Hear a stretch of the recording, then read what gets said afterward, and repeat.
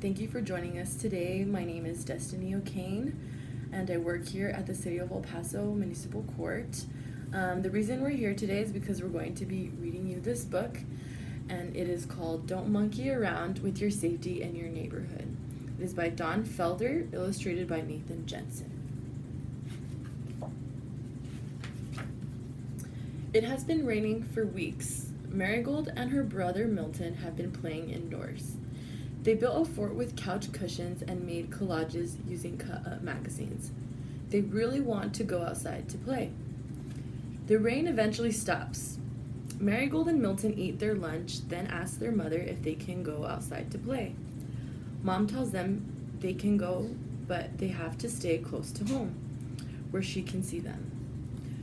Go have fun, but follow all the safety rules you have learned and come back inside before it gets dark. Marigold and Milton set out on their adventure. They go outside to see what sorts of fun they can find. Marigold has a new soccer ball and she has been practicing her soccer skills. The street is not a safe place to play soccer, so she and Milton must decide where else to play. There is a field across the street where their mother can watch them play. After asking their mom for permission, Marigold and Milton go to the crosswalk and cross the street to the field. The street is not safe because it is made of hard asphalt and cars often zoom by really fast. Some of their friends are already at the field and together they have a blast. Marigold can pass the ball like a pro, and Milton is a really good goalie.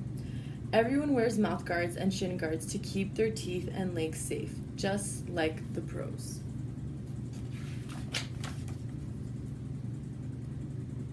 After playing soccer, Marigold and Milton invite their friends to come over to play hide and seek at their house. Everyone looks for safe places to hide. Milton decides to hide in his tree fort. Milton climbs up into the tree fort. It's breezy and cool. From the tree fort, Milton sees his friends looking for him. Finally, Milton's friend Frankie finds him. "What a great hiding place," exclaims Frankie. "I wish I thought of hiding up there." After their friends head home, Marigold and Milton still want to play. They decide to ride bikes. Marigold recently got a new bike. Their helmets and make sure their lights are working in case it gets dark. But where should they ride? While they're deciding, their dad comes home. "Dad, will you take us riding on the trail?" Marigold asks. "Sounds fun, let's go," Dad replies. Marigold, Milton, and their dad ride their bikes on a trail while following all of their bike safety rules. And these are your bike safety rules. Obey all traffic signs and signals. Always wear your helmet.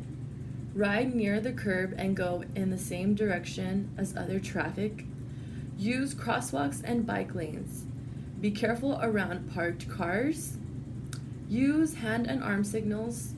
Keep your hands on the handlebars except when signaling. Have a white light in front and a red light or reflector in the back. After they get home from biking, Marigold and Milton are getting thirsty. "Dad, can you take us down the street to the lemonade stand? We don't want to get dehydrated," Milton states.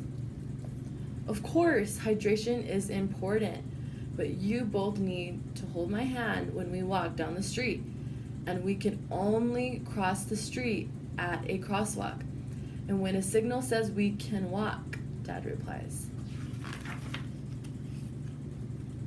Marigold and Milton hold their dad's hand as they cross the street. At the intersection, their neighbor Max is driving along the street and he stops at a red signal and sees them. To be safe, They all make sure Max notices them as they cross. Marigold and Milton give him a wave to say thank you. They reach the lemonade stand their friend Timmy has set up. Yum! The lemonade is cold and refreshing. The day is almost over. Marigold and Milton start thinking about what other fun activities they can do when they finish their lemonade. Dad, what are we going to do next? Milton asks. It is going to be dark soon, so it's time to start walking home, Dad replies. It is nice to be holding hands with their dad. It makes Marigold and Milton feel safe. There is a beautiful sunset. They cross the street safely and at crosswalks, and when the signal allows them to cross. They get home just as it is starting to get dark. Milton gives Marigold a high five because they remember their mom said they had to be home before it got dark, and they were successful. Your mother and I are proud of you for following all the safety rules you have learned while playing in the neighborhood today, Dad says. As a reward for following all the safety rules, let's go bowling this weekend, Mom says. That weekend, Marigold, Milton, and their parents have a great time bowling. Milton and Marigold will always remember to be safe when they are playing in the neighborhood.